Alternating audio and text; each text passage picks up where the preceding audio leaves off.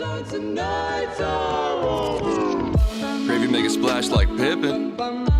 Shit, that's nothing. Splash. Everybody call me Big Pimpin'. No, I ain't bluffing. Yo, what is up, guys? It's Typical Plays, back with a new video, and today we're going to be talking about how Fortnite Battle Royale became the superpower of the gaming industry that it is today. Along with this, I'm also going to cover how a couple of other popular Battle Royale games just a few months ago, a year ago at most, fell from their really high popularity. Before we start the video, I'd just like to ask everyone watching to please subscribe and press the notification button below, the little bell icon, so you can be updated on whenever I post something new on this channel.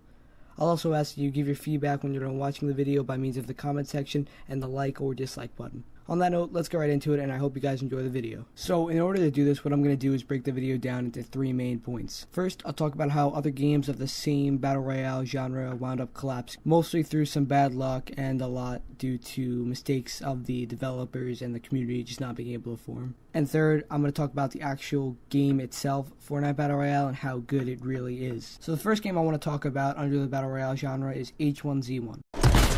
Oh, fucking shit!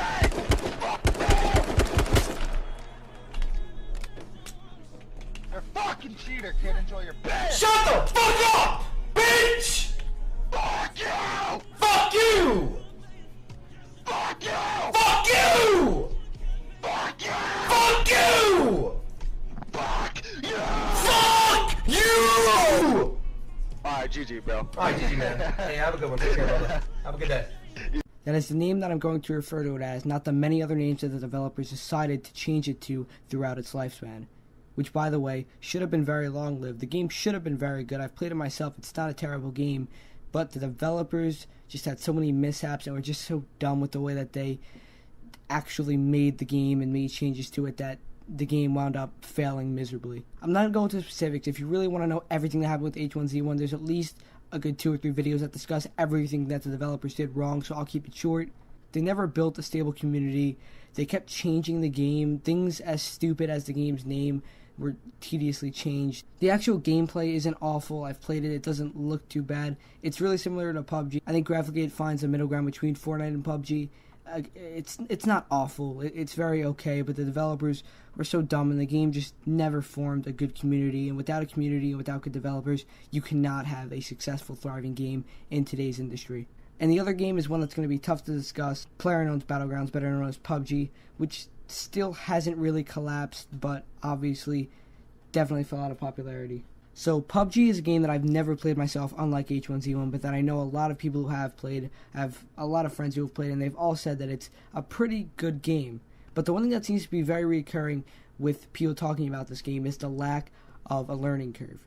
Now, what I mean by learning curve is the difference between a game that you can come into and learn how to play as time goes on and get better at, and a game that you'll pop into and you will just never be good at because the skill gap is so ridiculously big with not exactly no hand holding from the game. You don't want a game to hold your hand through the early goings of it, of you playing it, but there needs to be something, maybe a system of luck, which Fortnite has, which I'll get into later, that actually makes the game enjoyable for the first few days of you playing it, I guess, when you're not too great at it, but something that you can actually enjoy while developing a skill at the game. PUBG severely lacks any type of learning curve or luck or enjoyment when playing it, which isn't always a bad thing. There's nothing wrong with competitive gaming, but there is a spot for that, and there's a reason why competitive games are much less popular than casually played games. From what I know of the game, there's so much involved in it, more than any other Battle Royale game out there.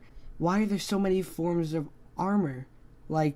And backpacks, and you don't have a consistent inventory, and you have to get ammo for every different weapon or something like that. It's really weird and really complicated. The gameplay itself doesn't look too terrible, and the combat, it seems okay. I've never played it myself. So overall, PUBG, it's a good game, but it's lost a huge amount of its fan base to Fortnite, and some to a game that I want to talk about that I really like, I think could be really good, but Fortnite might be holding it back, and that's the Darwin Project. So for those of you who don't know, the Darwin Project is a Battle Royale game that consists of 10 players with a really interesting concept of a show director that I'll talk about here. Basically, after you play, I think, about 5 games as a survivor, as a contestant, you get to actually have the option to go into a game and kind of control how some things go. Like you can decide what players are the quote fan favorite, in which you can give them little power-ups like invincibility, or give them drops or close zones around them to help them in combat. And it's actually really interesting, but there's one thing that Fortnite holds over all these games that they just can't match with at this point. And again, might I just add, I'm not bashing any of these games, nor their developers necessarily, even though I did say H1Z1 developers are dumb. That's different. Again, go watch a video. They made a lot of mistakes. They were not smart with how they played what could have been a really, really successful game. But overall, these games just weren't able to keep up and kind of got shit on by Fortnite.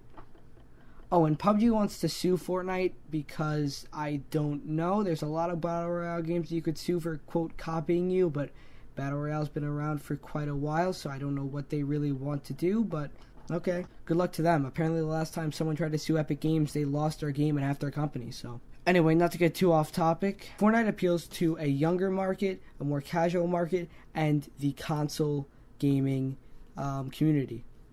That is something that none of these games could keep up with.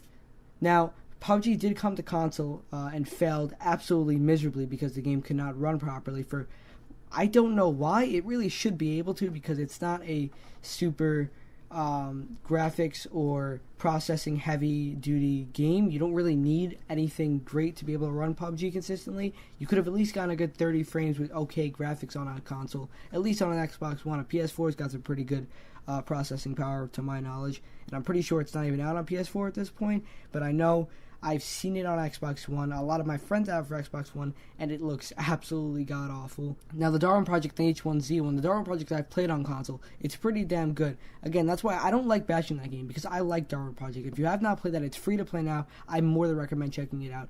It's a pretty good break from the intense 100-player Battle Royale, and seeing a 10-player one is pretty damn interesting, and it's pretty fun. But considering it doesn't have the same outlet that Fortnite wound up having, as it kind of built up over the course of half a year to be really popular, it's very unlikely that it'll ever reach the popularity that I think it actually deserves. And H1Z1, I believe, is coming to console, but my god, Daybreak Games, you guys are just too little, too late. And I mean much too little, much too late to hop on the Battle Royale success train. You had a chance, but you fucked it up. Sorry. So basically, for a good amount of time, Fortnite was really the only game, not necessarily the only game, but the only very popular game at the time that console could have and say, hey, we got a huge play base over here. Obviously, the game is on a PC too, and it's really good on PC, I'd say. But it actually has a consistency with it that a lot of games can't say. Again, PUBG, terrible on console, really good on PC. Whether that be actually playing it, as in the controls and how easy it is to play, which I've already talked about, it's not, but obviously it's much easier on a PC where the game can actually run at a decent speed, as to where console it barely even works. And as for the casual and more kid-friendly market, Fortnite is just a good-looking game, as to where the other ones are kind of so-so. Darwin Project's got an interesting, slightly more 3D cartoony style to it than Fortnite does. I think it's a pretty decent-looking game. PUBG and H1Z1 are pretty bland in terms of their graphics. Obviously, that's not everything, but your first impression is usually based off of looks in terms of anything. So, out of all four of these games I'm talking about, you look at Fortnite and you think, wow, this game looks pretty damn cool and fun and cartoony and friendly to kids, which obviously a good amount of video games communities are made up of kids under, I'll say, about 13. And yeah, Fortnite definitely has the biggest under 13 range of any Battle Royale game out there. And that is a lot of the gaming community. So now on to the third and final point, how good actually is Fortnite, especially in comparison to the other games. I'm just going to flat out say it, it's not that good. But the game is free to play. It doesn't have to be that good to be popular. Now, I really like Fortnite. I think it's very, very okay. I think it's just about pretty good, but it's not that good. I think any of these four games could be better than the other, depending on how you look at it. But Fortnite just has a consistency with it that the other games lack. The developers actually listen to the community, which is something that not a lot of games could say, so good on you, Epic.